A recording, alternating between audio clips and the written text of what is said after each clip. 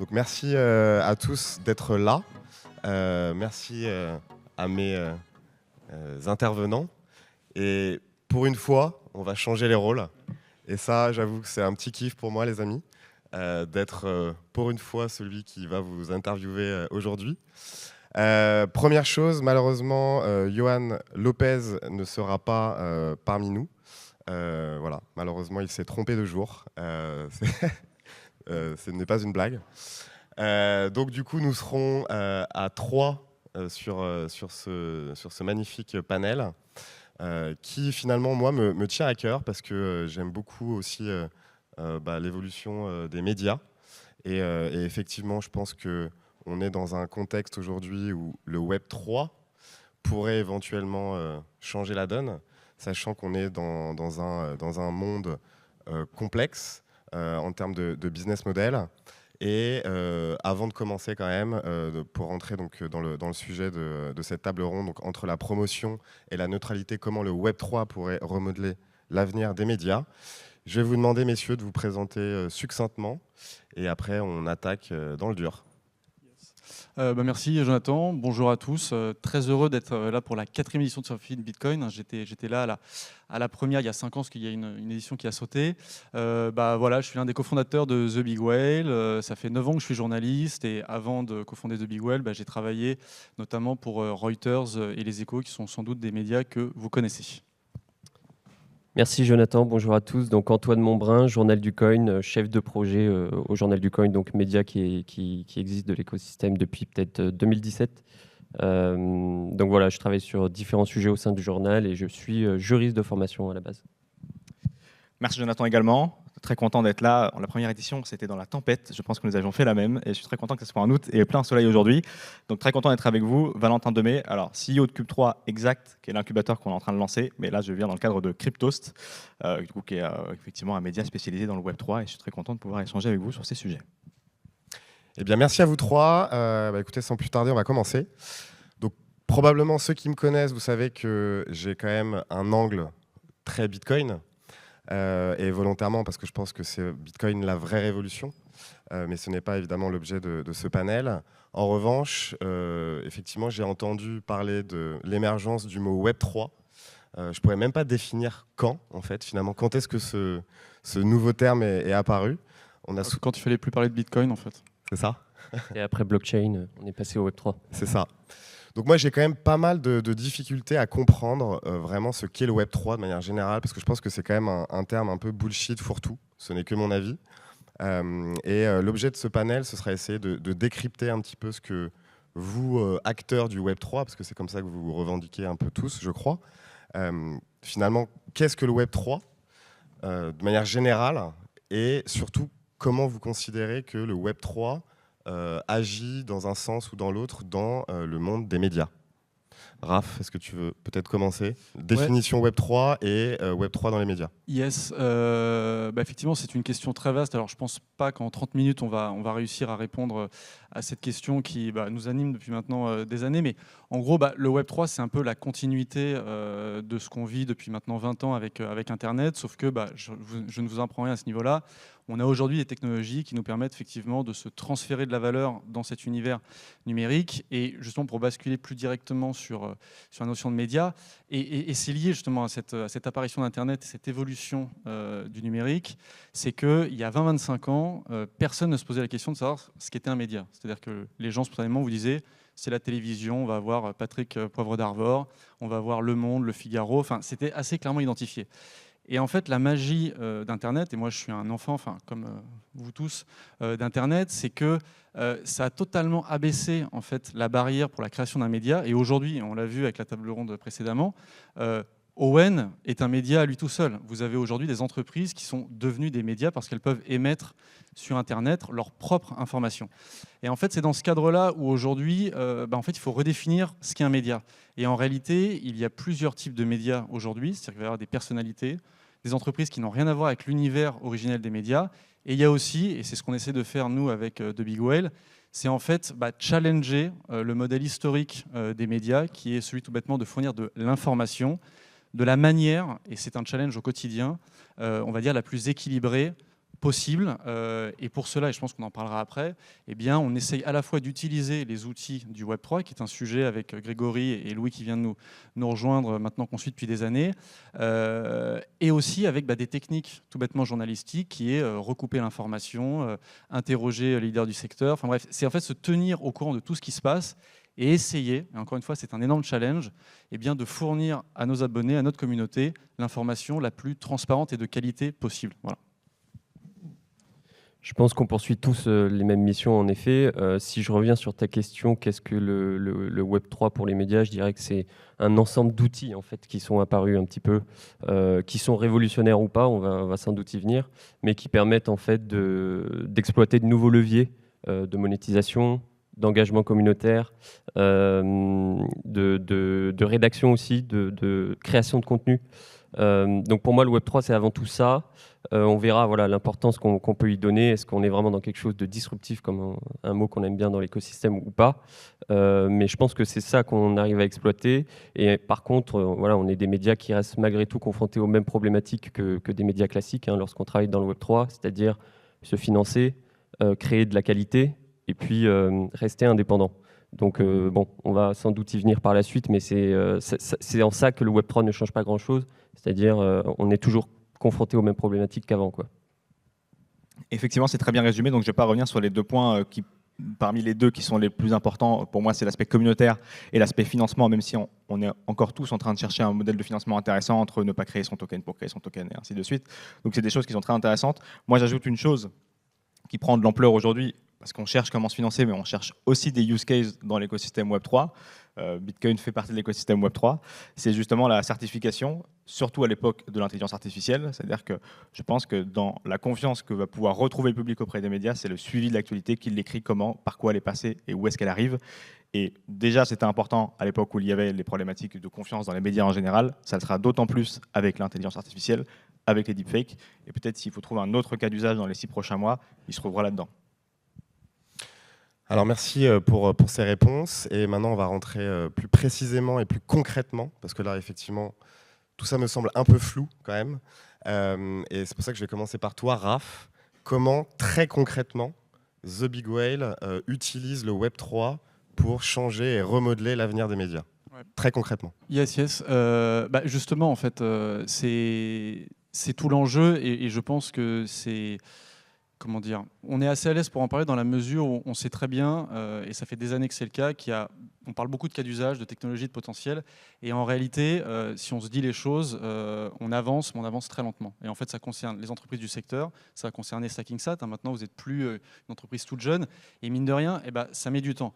Nous, en fait, on s'est lancé il y a un peu plus d'1 an, et déjà, l'enjeu, il était assez simple, c'était installer un nom, donc The Big Whale, c'était créer une équipe. Ça prend du temps parce qu'en fait, pour trouver des bons journalistes, c'est pas simple. Il y a beaucoup de gens qui veulent écrire, mais entre écrire et sortir des infos de qualité, heureusement, il y a quand même encore du boulot. Donc ça, c'est pas simple. Et c'est pour ça qu'en 1 an, faut construire donc une rédaction, et on n'a pas fini de recruter des journalistes, mais il n'y a pas que des journalistes dans un média. Il y a aussi des gens qui travaillent sur le produit, il y a la tech, et justement, là, on vient de recruter Julien, donc, qui est le lead tech de The Big Whale.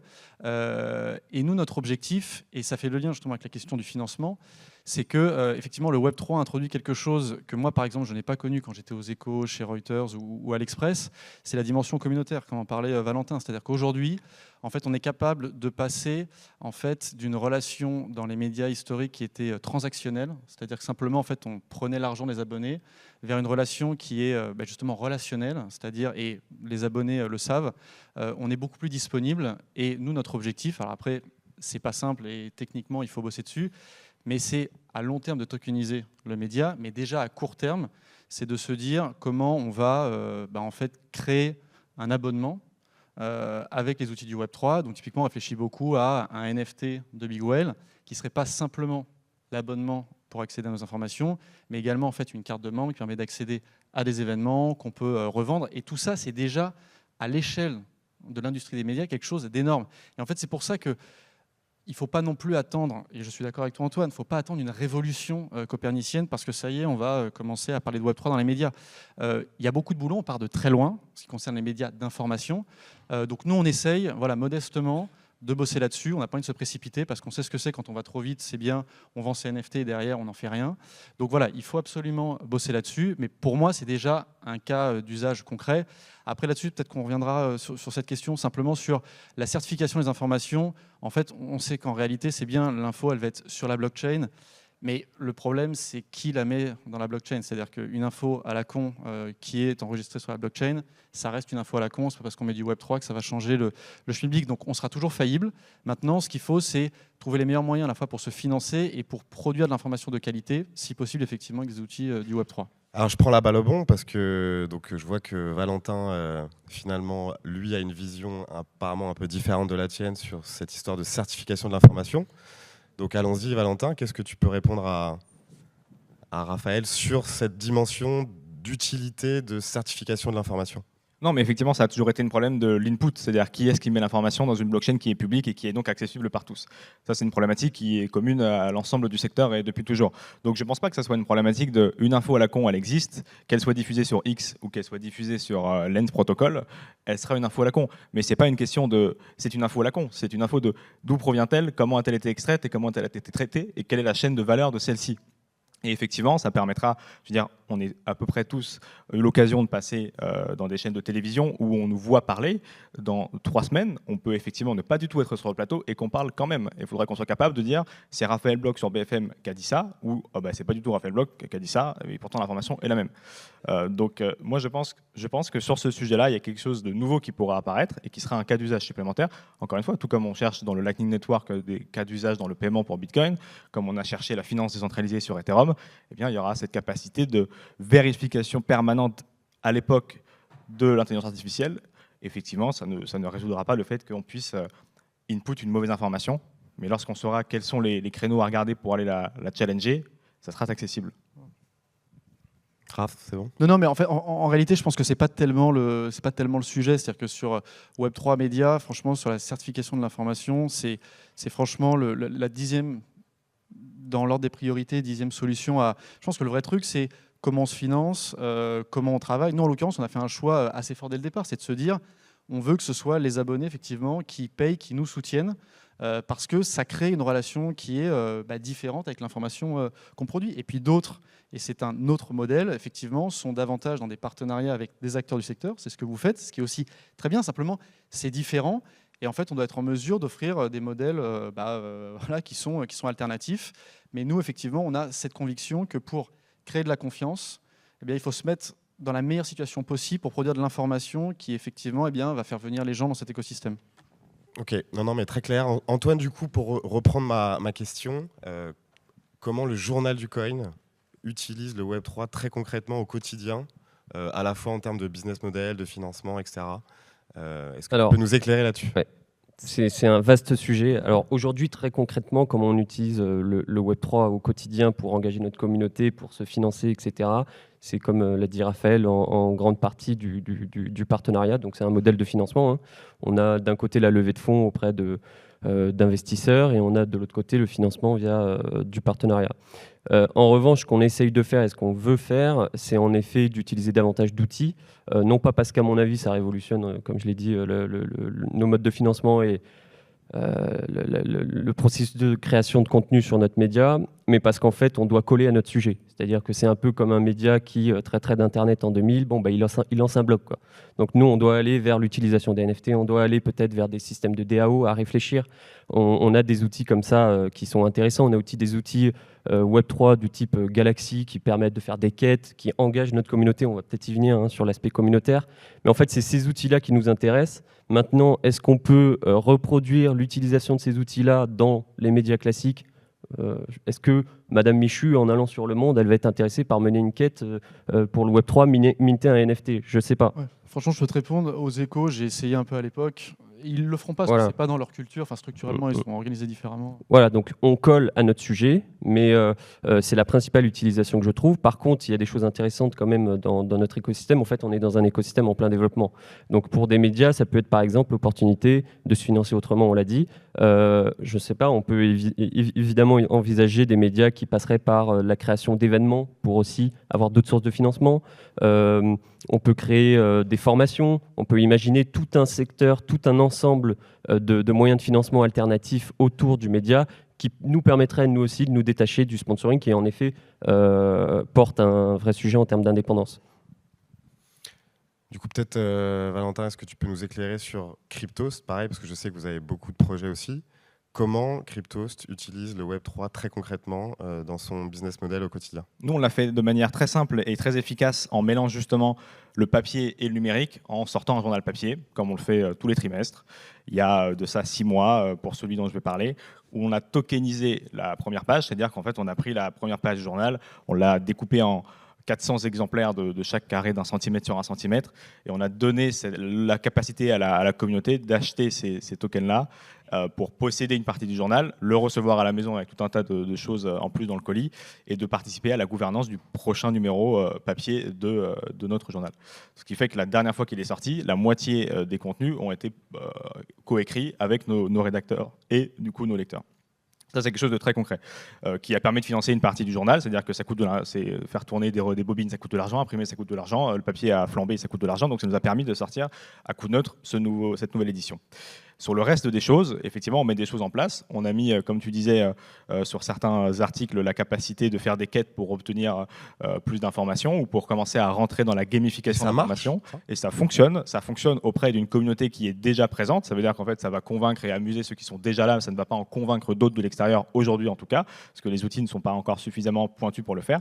Par contre, ça permet effectivement de recréer le lien entre le lecteur et la personne qui écrit. Et c'est parce que ce lien s'est distendu ces dernières années qu'on a perdu la confiance, qu'on peut retrouver par les outils dont on a parlé, et ça a à voir aussi avec le financement, mais pour moi c'est éloigné avec le financement, parce que c'est encore une partie du sujet qu'on traite aujourd'hui. C'est pas parce que Gérard nous finance que c'est un problème, c'est parce qu'on n'indique pas que c'est Gérard qui nous finance.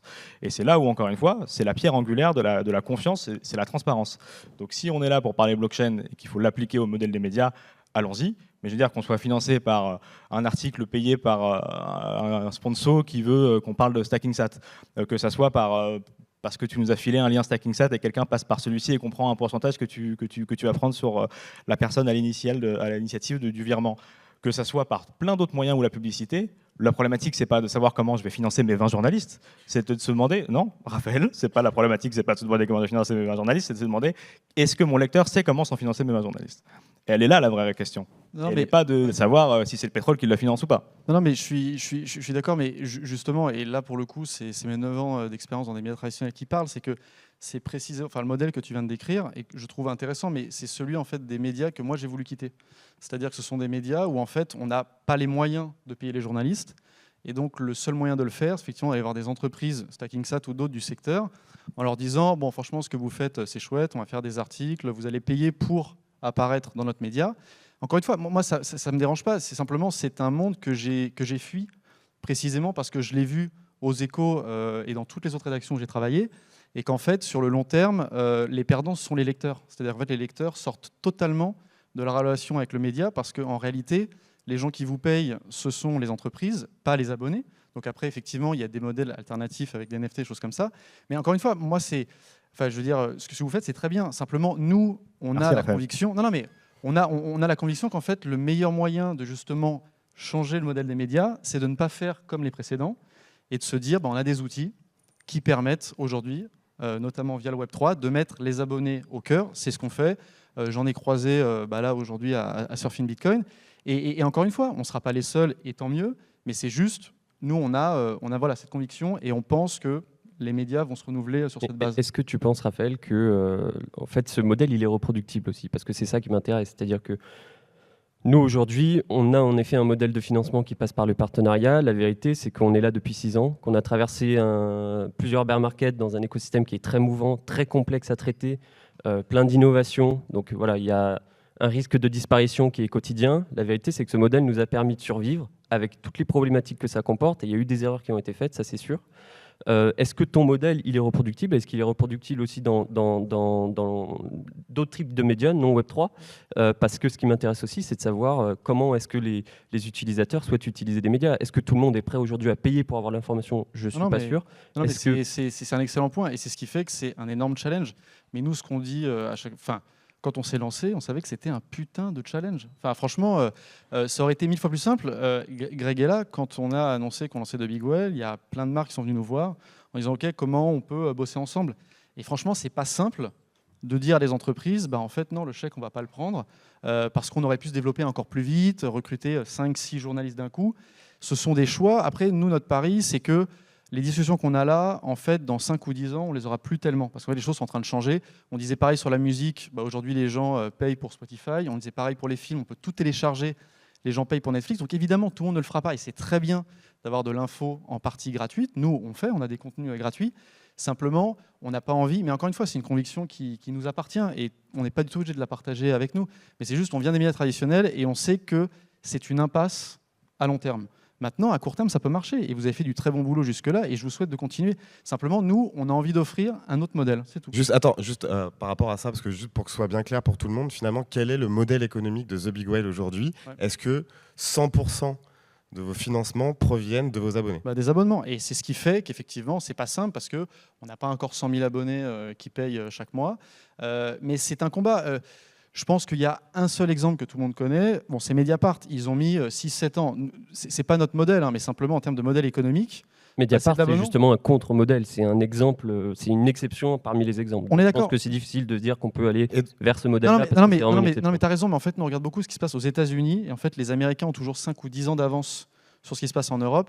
Et en fait, aux États-Unis aujourd'hui, il y a plein de nouveaux médias payants, d'Information, Axios et compagnie, qui sont d'excellents médias, qui ont des formules gratuites, qui ont aussi justement des formules payantes, et ils fonctionnent comme ça. Et encore une fois, c'est un énorme challenge. Enfin, je veux dire, à partir du moment où l'information est disponible gratuitement en ligne et que tout le monde peut en produire, bon courage pour créer des modèles stables là-dessus. Mais nous, c'est notre challenge, voilà. Parce que après, donc maintenant, tu es chef d'entreprise, c'est ça. Donc tu sais que c'est compliqué. Donc finalement, tu viens de nous dévoiler le fait que c'est compliqué, que ça prend du temps, etc.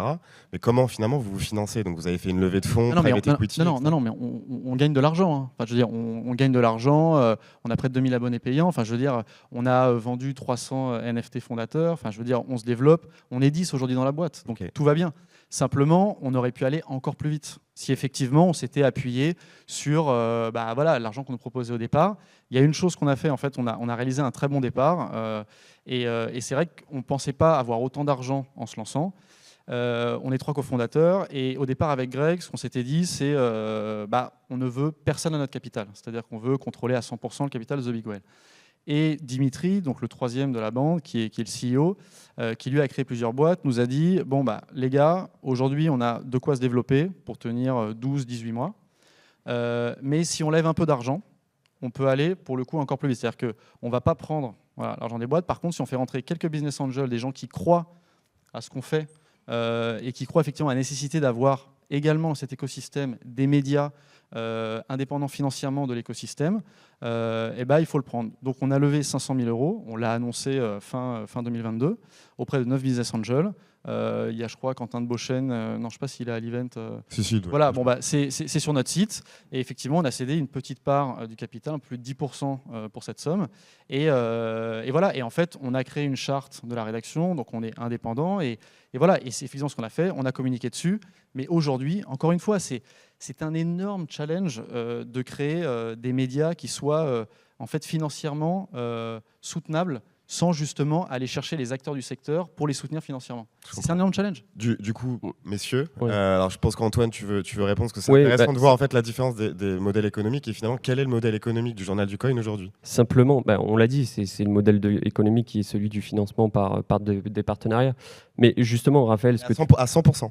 À 100% aujourd'hui. Alors, on est en quête de diversification, on a déjà des pistes et c'est des pistes qui pourraient justement nous permettre d'être davantage, de s'exonérer davantage de ce type de financement.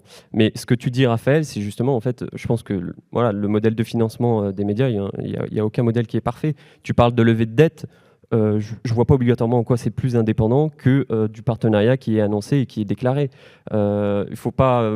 à mon avis, il ne faut pas voir l'indépendance comme noire ou blanche. On est sur un prisme. On pourrait presque, j'en parlais hier avec mon ami Artem, qui est au premier rang ici du MediaHawk Invest, on pourrait presque parler d'un trilemme des médias. C'est-à-dire que on parle beaucoup du trilemme de la blockchain. Si on voulait mettre 3 points sur un triangle pour les médias, ce serait la capacité de financement, la qualité du contenu qui est rendu et l'indépendance, la neutralité. Tout ça, en fait, on se situe, on navigue à vue, entre guillemets, dans ce milieu-là, tout en essayant de survivre.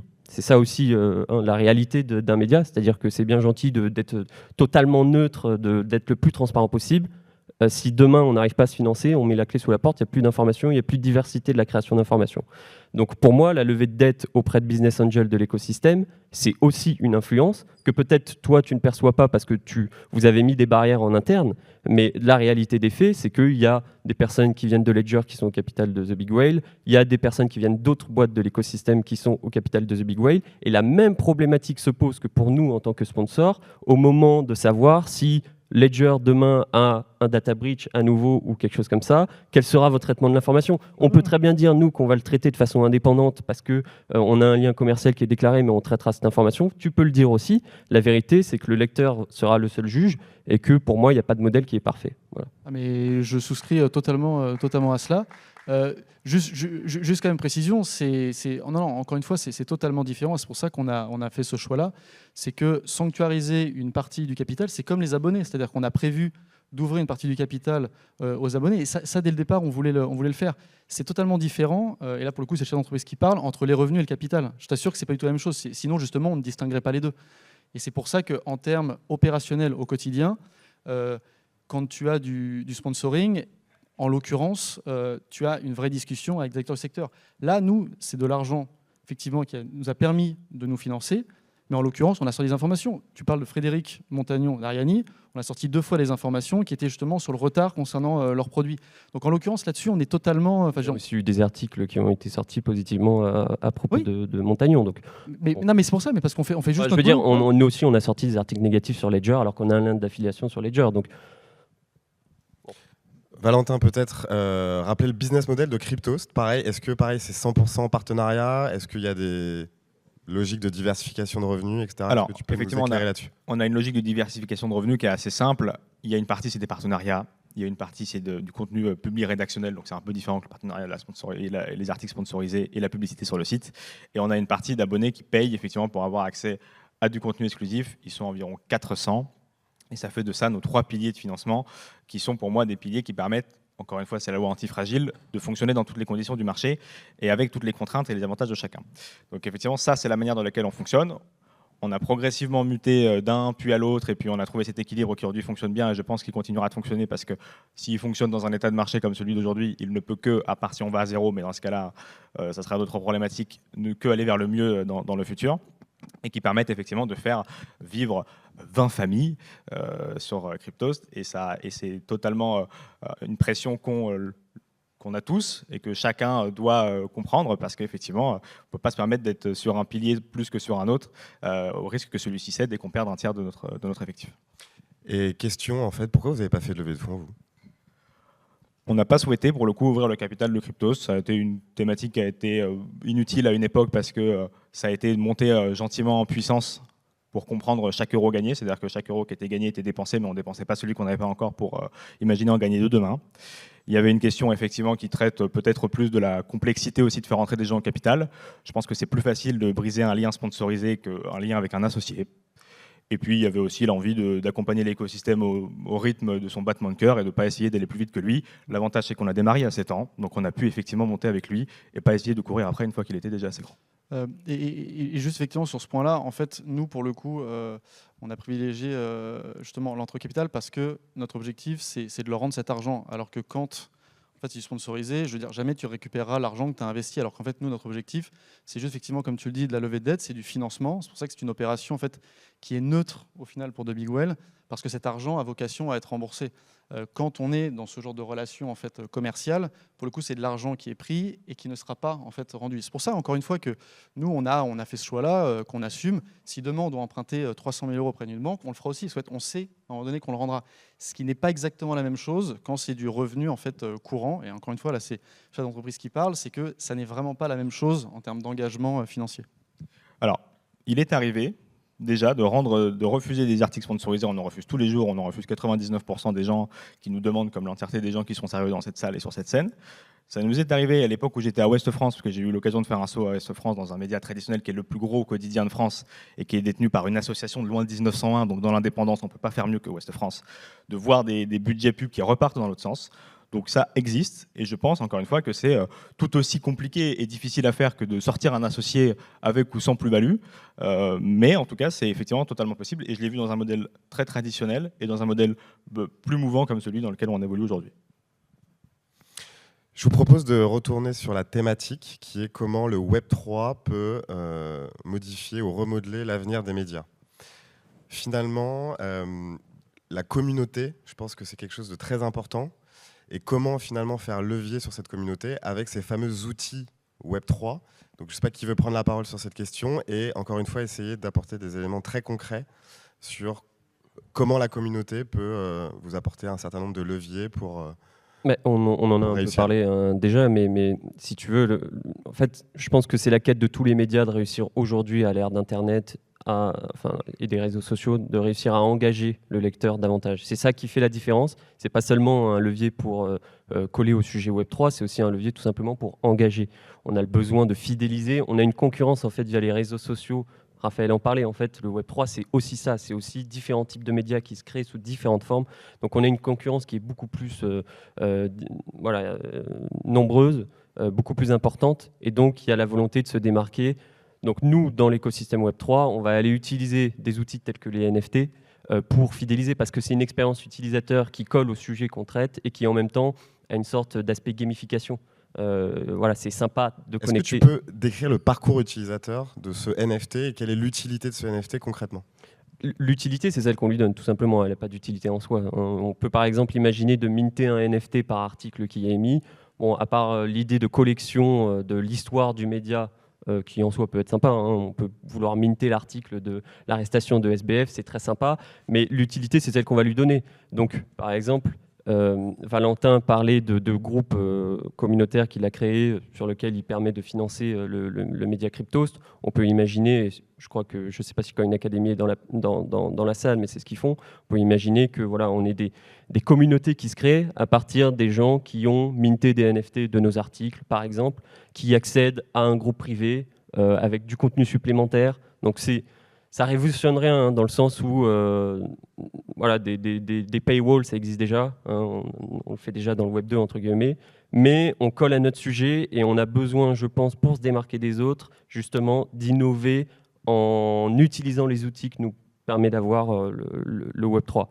Malgré tout, sur l'aspect communautaire, il n'y a rien de révolutionnaire. On a des médias tels que Les Jours, tels que Le Monde Diplomatique, tels que Street Press, qui impliquent déjà leurs collaborateurs, qui ont fait même des levées de fonds communautaires sous forme de crowdfunding, qui ont des récompenses auprès des lecteurs qui sont offertes, l'accès à des événements, des choses comme ça. Donc nous, c'est des leviers qu'on utilise par nos outils, mais est-ce qu'on peut les reproduire dans des médias traditionnels mieux que ce qui se fait aujourd'hui avec des outils Web 2, paiement par carte, etc.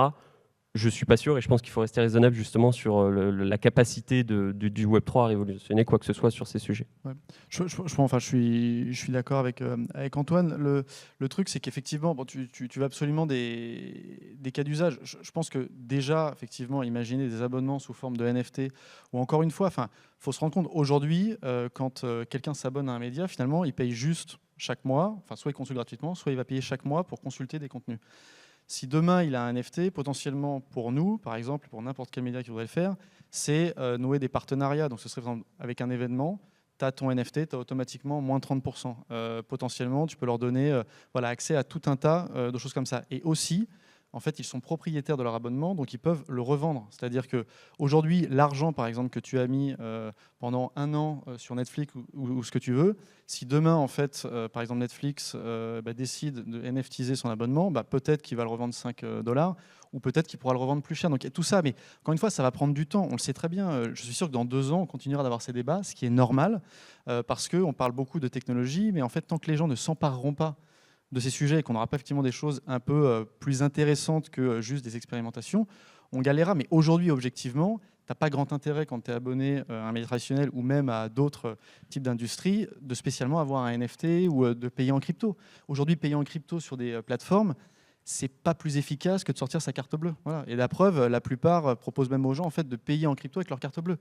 Donc il ne faut pas non plus attendre des choses extraordinaires, ça va prendre du temps, c'est une histoire d'infrastructure, et là-dessus, il faut être patient. Ça fait des années qu'on est dans cet écosystème, c'est des années qu'on attend. Je pense qu'on peut encore attendre quelques années et on sera toujours là. Valentin, sur l'aspect communautaire, est-ce que tu as quelque chose à rajouter et comment Cryptost finalement utilise sa communauté pour faire levier sur votre business model?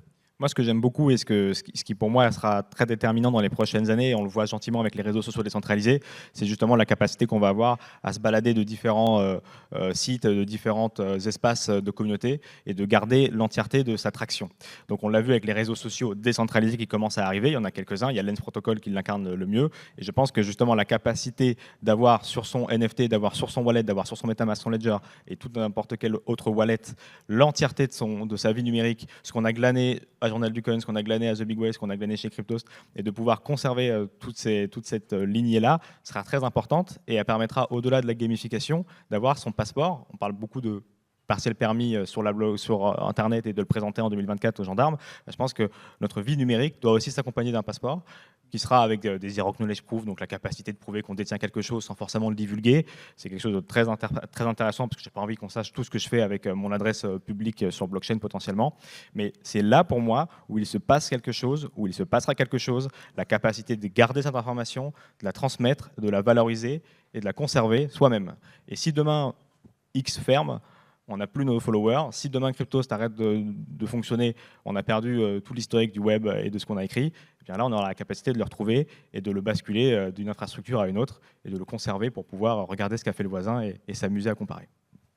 Alors, question bête, est-ce que, d'ailleurs, vous, The Big Whale, vous acceptez les paiements crypto? Oui. Ouais. Depuis le début. Et justement, est-ce que ça a été difficile à mettre en place? Est-ce que justement, parce que, alors, question con, hein, mais est-ce que c'est plus facile de mettre en place un moyen de paiement type carte bancaire versus un moyen de paiement type crypto? Ouais, c'est un excellent point. En fait, quand Greg était encore à Capital et moi à l'Express, on a essayé. Alors bon, il y avait 21 millions. C'était quand même plus simple d'essayer d'avoir du paiement en crypto. Moi, j'ai aussi essayé à l'Express.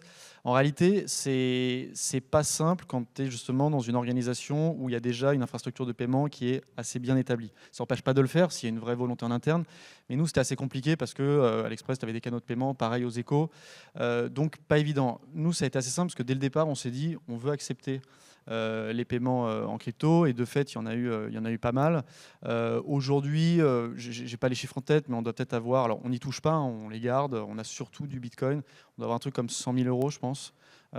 Donc d'abonnements qui ont été financés en crypto. Ça a été super simple. Après, on utilise justement par... Ça a été super simple, c'est-à-dire mettre en place le... Oui, alors justement, c'est ce que j'allais préciser après, c'est que aujourd'hui, on utilise en fait notamment Coinbase, c'est-à-dire, mais justement, on en revient à ton point, c'est-à-dire que quand on a voulu faire quelque chose qui était pure crypto, en fait, on a pas mal qui voulaient payer en crypto mais qui ne maîtrisaient pas forcément le process. Et donc, on a mis en place Coinbase, c'était plus simple à gérer. Et évidemment, notre but à terme, c'est de gérer nous-mêmes avec nos clés. Après, ça pose des questions en termes de sécurité, de gouvernance. Enfin, voilà, mais beaucoup de gens ici connaissent ces problématiques. Mais effectivement, ça fait partie des sujets sur lesquels on travaille. Antoine Valentin, sur le moyen de paiement, est-ce que vous avez quelque chose à rajouter? Non, effectivement, c'était plus compliqué il y a 5 ans qu'aujourd'hui avec toutes les choses comme tu viens de dire, Raphaël, Coinbase ou autres. Sur la gouvernance, effectivement, il y a tout ce qui est safe, Gnosis Safe pour signer à plusieurs, mais ça devient vite compliqué. Non, ce qui est plus chiant, mais j'ai la chance de ne pas le gérer, c'est la fiscalité et c'est capable de suivre tout ça d'une année à l'autre. C'est l'aspect complexe aujourd'hui, hein, c'est la comptabilité, fiscalité. Aujourd'hui, on a des outils, des plugins pour automatiquement permettre des paiements crypto. C'est pas ça le problème, c'est vraiment la réglementation autour de ces paiements-là. Alors c'est vrai, nous juste là où on a eu un peu de chance, c'est vrai, on sait que c'est surtout chiant en fait pour les utilisateurs, c'est-à-dire les particuliers. Nous en fait, vu qu'on n'a pas touché aux cryptos, en réalité fiscalement c'était assez neutre. On a juste dû les déclarer, payer les impôts dessus, mais voilà, ça s'arrêtait là. Là où c'est effectivement super chiant, et c'est pareil, tout le monde ici le sait, c'est que quand il faut remplir sa déclaration d'impôt, chaque transaction, c'est juste un enfer. On espère que ça va évoluer parce que ça fait aussi partie des obstacles justement au paiement en crypto. Eh bien, écoutez, messieurs, merci. Donc maintenant, on va passer au Q&A du public, parce que je suis certain qu'il y a beaucoup de questions. Et je vois une première main devant, juste là. Non, mais il est déjà allumé normalement. Bonjour. J'ai 2-3 questions donc à Artem de Hawk Invest, pour ceux qui ne connaissent pas. Pour commencer, on va parler un tout petit peu du modèle des médias. Aujourd'hui, 99% des infos proviennent de 3 ou 4 médias comme Bloomberg, Financial Times, et c'est ce que Grégory avait inauguré un peu en France à l'époque, où il postait les chiffres en premier, en français, etc., etc. Aujourd'hui, la plupart des médias ont repris son fonctionnement, et c'est ce qui est beaucoup reproché aux médias aujourd'hui, c'est de reprendre en fait ce qui est fait par Bloomberg et tous ces géants de l'information sans forcément apporter de la plus-value. Alors, comment apporter de la plus-value en tant que média? Et j'ai d'autres questions pour la suite, j'en ai noté plusieurs. Yes, peut-être très rapidement, en l'occurrence, donc j'ai bossé près de 3 ans chez Reuters, donc, qui est l'un des plus gros médias de la planète et justement une de ses agences. C'est effectivement le cas. Bon, nous, typiquement, c'est pas ce qu'on fait. C'est-à-dire que ce matin, on a sorti un newsletter premium et ce ne sont que des infos qu'on a traitées en fait, sans regarder ce qui était fait par les autres. Donc, voilà, mais quand j'étais aux Échos, régulièrement, ça m'arrivait de traiter des sujets qui avaient déjà été sortis par les agences de presse. Et c'est ce qui fait aussi qu'en tant que journaliste, c'est moins excitant au quotidien. C'est-à-dire qu'on préfère travailler sur des sujets sur lesquels on est totalement autonome. Et effectivement, à partir du moment où Internet est cette espèce d'espace incroyable où tout le monde peut relayer des contenus, ce qui est aussi génial parce qu'on échange avec beaucoup de personnes, effectivement, il y a ce phénomène de on retrouve la même info partout. Et ça contamine en fait tous les sujets. En politique, on voit les mêmes articles partout. Bref, dans la crypto, dans la tech. Et c'est ce qui fait que les gens se désintéressent en fait de plus en plus des médias. Et c'est ce qui fait qu'on doit effectivement davantage produire des contenus de ce qu'on appelle première main, c'est-à-dire des choses sur lesquelles on a bossé sans regarder ce que faisaient les autres. Ouais, merci Artem effectivement pour cette question. Parvenir sur ce qu'a dit Raphaël, effectivement, le rôle des agences de presse est de fournir l'actualité. Ils sont 500, 800 à travers le monde et malheureusement, on n'a pas la capacité d'avoir des journalistes en même temps que là où les agences de presse qui font payer des abonnements astronomiques à Ouest France et à autres, ça se compte en plusieurs centaines de milliers d'euros pour pouvoir reprendre ces dépêches-là, le sont. Par contre, moi, je suis d'ailleurs, c'était une de tes questions dans la préparation que on n'a pas eu le temps de traiter, Jonathan, qui était la neutralité. Moi, je hais la neutralité et je trouve que c'est de l'absurdité complète de ce qu'on demande aux médias. N'ayez pas de neutralité. Ayez un avis. Et la force, c'est qu'on est dans un écosystème aussi petit que celui des cryptos. Déjà 3 sur scène, et il y en avait une personne en plus qui n'était pas là, Johan, qui aurait pu donner un avis différent. Et pour ceux qui ont la chance et l'occasion d'ouvrir les 4 canards, ils ont 4 avis différents. Et donc, ce qu'on doit apporter, c'est justement l'éclairage, notre compréhension, nos infos glanées. Et ça donne un angle. Et effectivement, j'encourage tous ceux qui peuvent, mais je sais que ça prend du temps à ouvrir 2-3 canards. Et puis sinon, effectivement, il faut aller sur le site de l'AFP et lire l'actualité froide.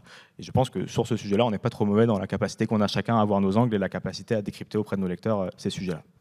Ouais, je suis d'accord avec ce qui a été dit. La difficulté, c'est qu'en effet, on reste soumis à la dynamique qui est qu'il faut que l'information sorte le plus vite possible. Il faut qu'on soit le plus haut possible sur Google. Donc on a des règles qu'on appelle les règles de SEO, par exemple, qui nous imposent d'avoir parfois des titres un peu péchus, des actualités traitées très rapidement, etc. Maintenant, ce qu'on essaye en effet de faire, c'est d'apporter notre touche. On a des rédacteurs pour ça. Je pense qu'on a parlé un petit peu de ce qu'est le Web3 pour les médias. Dans les médias du Web3, on retrouve aussi sans doute des collaborateurs, des contributeurs qui n'ont pas les mêmes profils que ce qu'on peut trouver dans des médias classiques, très sortis d'écoles de journalistes, etc. Nous, en interne, au Journal du Coin, c'est vrai qu'on a beaucoup de contributeurs au profil très diversifié. On a des techniciens, on a des juristes, on a des personnes qui viennent du monde de la médecine. Enfin bref, on a une richesse en termes d'horizon et d'origine qui nous permet en fait de traiter des sujets de façon différente des autres, mais aussi d'aller parfois sur des sujets très techniques que demande l'écosystème crypto. Voilà, je pense que c'est là aussi où on se démarque, c'est qu'on a des sujets qui sont très techniques, où on va aller chercher des gens qui ont rien à envier aux meilleurs rédacteurs anglophones de par leur connaissance technique et leur traitement de ce sujet-là. Donc c'est un challenge de tous les jours, mais on essaye de se distinguer de cette manière-là. Et n'oublions pas, par la même occasion, que beaucoup des builders sont français et qu'on a l'occasion de parler français avec les gens qui sont à la tête des plus grosses sociétés de la crypto aujourd'hui. Merci les gars. Est-ce que je peux du coup enchaîner sur... Vas-y. Super. Alors, une dernière pour quand même laisser les autres. Est-ce que... Enfin, je sais pas s'il y en a... Dernière question pour toi et après on passe à quelqu'un d'autre. D'accord, pas de souci. Je vais poser la question la plus pertinente et je pense qui m'intéresse le plus suite aux différentes interventions que vous avez eues pendant votre discours et notamment toi Raphaël, puisque je suis votre activité à vos trois, j'ai les notifs activés sur vos 3 comptes, donc je connais les discours que vous tenez en public. Et il y a un truc que tu as dit qui m'a paru intéressant et c'est tu as dit que ON était un média à lui tout seul. Et si on revient il y a 6 mois, le discours n'était pas du tout pareil. tu distinguais le journalisme et les influenceurs, Ah, mais non, mais et donc ouais. les médias et les influenceurs. Non, mais à l'époque. alors justement, je pense que c'est ce que j'ai précisé au départ, c'est-à-dire qu'aujourd'hui, en fait, n'importe qui est un média. Et après, dans ce cadre-là, il y a effectivement des médias qui vont en fait être des influenceurs. Après, il y a des médias d'information, c'est ce qu'on essaie de faire. Les entreprises sont devenues des médias en elles-mêmes, c'est-à-dire qu'aujourd'hui, vous voyez AXA, Société Générale, enfin, je veux dire, toutes les entreprises elles-mêmes produisent leur contenu. Donc en fait, encore une fois, c'est moi quelque chose que je célèbre, c'est-à-dire que n'importe qui peut, avec un smartphone et un site internet, écrire ce qu'il veut, produire la vidéo qu'il veut, et c'est une excellente chose. C'est ce qui fait qu'on a gagné en liberté. Maintenant, à partir du moment où ce média en fait, ne correspond plus à une réalité qu'on a connue il y a 25 ans, il faut juste redéfinir les choses. C'est très bien, il y a des médias différents. Owen, encore une fois, et je le répète, est un média à lui tout seul, avec évidemment l'équipe qu'il y a derrière, mais il produit des contenus, plein de choses comme ça, qui sont très bien. Simplement, nous, on offre quelque chose d'autre avec un média d'information. Voilà, c'est tout. Oui, en fait, la question que je voulais te poser justement, c'est est-ce que ton avis sur que ce soit les influenceurs ou les journalistes du public, on va dire, il a changé, ou est-ce que enfin, juste voir l'évolution de ta pensée par rapport à ça, parce qu'on a vu par exemple FTX, Luna, Curve, ça a été le mieux couvert par des mecs qui étaient indépendants, qui n'étaient pas des médias, qui n'étaient pas des journalistes. Non mais non mais encore une fois, et je pense qu'on pourra après, si tu veux, poursuivre la discussion, c'est super intéressant. Mon avis n'a pas changé, je dis simplement qu'aujourd'hui, et encore une fois c'est une très bonne chose, tout le monde peut émettre parce que chacun peut devenir un média grâce à Internet, et après il suffit simplement de savoir ce qu'on a envie de faire. Encore une fois, Owen fait un super boulot en tant qu'influenceur, je pense que la table ronde avant l'a démontré, nous on offre quelque chose d'autre, c'est tout. Excusez-moi, on Oui. a juste 2 petites questions là-haut. Eh bien, Donc, allons-y. si on peut se permettre de les poser. Mais tu as raison. La première. Je t'en prie. Merci. Moi, de ce que je comprends, en fait, c'est qu'on a surtout eu une discussion sur le modèle économique des médias pour qu'ils soient libres, indépendants, etc. Mais que le Web3, à part de gamifier un peu des choses qui, en fait, pourraient très bien tenir dans le 2.0, mais bon, bah, autant être un petit peu crypto-friendly tant qu'on en parle, pourquoi pas. Moi, j'ai pas saisi encore qu'il y ait beaucoup d'innovation.